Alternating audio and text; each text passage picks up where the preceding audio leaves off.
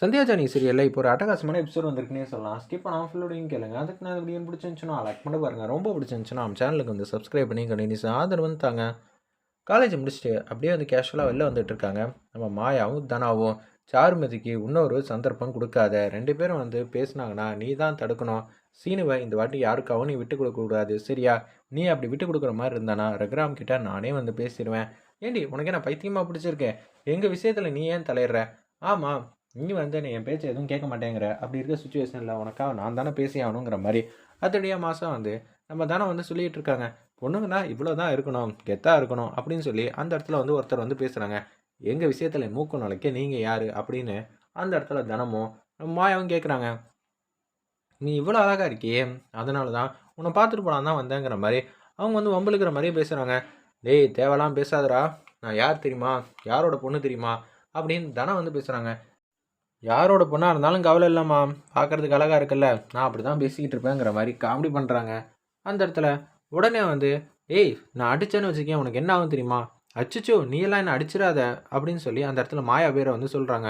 டேய் என்னடா எங்கள் பேரெல்லாம் உனக்கு எப்படி தெரியும், என்னதனா இதுக்குள்ளே என்ன இருக்குது அப்படின்னு சொல்லி கேஷுவலாக வந்து பேசுகிறாங்க. அந்த இடத்துல மாயாக்கிட்டேயும் நம்ம தனத்துக்கிட்டேயும் டேய் உன்னை நான் சும்மா விட மாட்டேன் அப்படின்னு சொல்லிட்டு வேக வேகமாக வீட்டுக்கு வந்து வராங்க. ரெகுராம்கிட்ட சொல்லி அவனை உண்டுலன்னு ஆக்கணுங்கிற மாதிரி பெரியப்பாங்கிற மாதிரி கத்துறாங்க. என்ன ஆச்சுன்னு தெரியலையே, மாயா ஏன் இப்படி கத்துறா அப்படின்னு சொல்லிட்டு வெளியில் வந்து எல்லாரும் வந்துகிட்டு இருக்காங்க.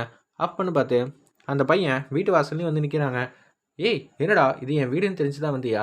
ஆமாம், நான் இங்கே தான் இருக்க போகிறேன். அது மட்டும் இல்லாமல் உன் பெரியப்பா யார் என்ன ஏதுன்னு அங்கே ரொம்ப பில்டப் வந்து கொடுத்தல, அதனால தான் நேரடியாக எனக்கு யாரை பார்த்தாலும் பயம் இல்லை, அதனால தான் நான் இங்கே இருக்கேன். வேணா உங்கள் வீட்டு தோட்டத்துக்குள்ளே உங்கள் பெரியப்பாவை வர சொல்லு, நான் என்ன ஏதுன்னு மோதி பார்த்துக்கிறேங்கிற மாதிரி கேஷுவலாக வந்து பேசுகிறாங்க.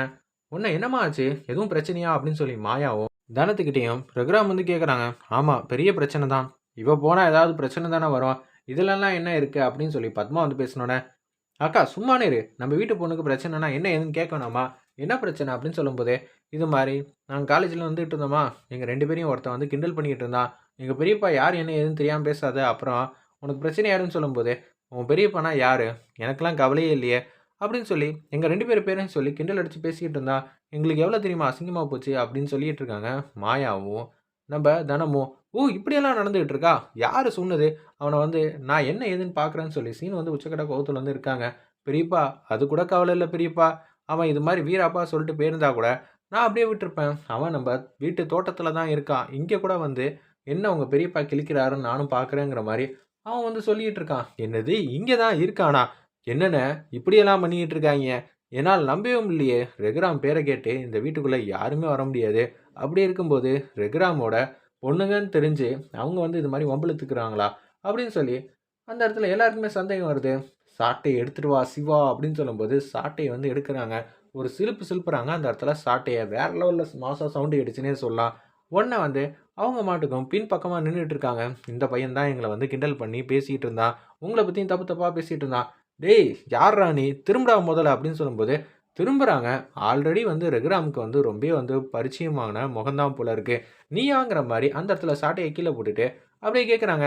ஆமாம் நான் தான், இப்போ என்னங்கிறீங்க அப்படின்னு சொல்லும்போது ரெகுராம் மட்டும் சந்தோஷமாக வந்து ஹக் பண்ணுறாங்க அந்த ஒரு பையனை. இதை சுற்றி இருக்கிற யாருக்குமே ஒன்றும் புரியல. ஏன்னா அது இப்படியா இருக்கே அப்படின்னு சொல்லி யோசிக்கும்போது என்ன மாயா இவனை உனக்கு தெரியாதுல்ல அப்படின்னு சொல்லி கேஷுவலாக வந்து கேட்கும்போது இவனும் நம்ம குடும்பம் தான், இவனோட வேலையே இதான் கிண்டல் அடித்து பேசுறது தான். தானா மாயாவுக்கு தான் இவளை பற்றி யார் என்ன எதுன்னு தெரில, இந்த பையனை உனக்கு கூடயா தெரில, என்னது யாரை சொல்கிறீங்க அப்படின்னு சொல்லி அந்த இடத்துல கேட்கும்போது அவங்க குடும்பத்தில் இருக்கிற ஒரு சின்ன பையன் பேர் வந்து சொல்கிறாங்க. ஓ அவனா நீங்கள் அப்படியே இருக்கீங்களே, ஏய் சும்மா பேசணும் தானே பேசினேன், என்ன யார் என்ன எதுனே தெரியல, நான் உன்னை கிண்டல் அடித்து பேசணுன்னே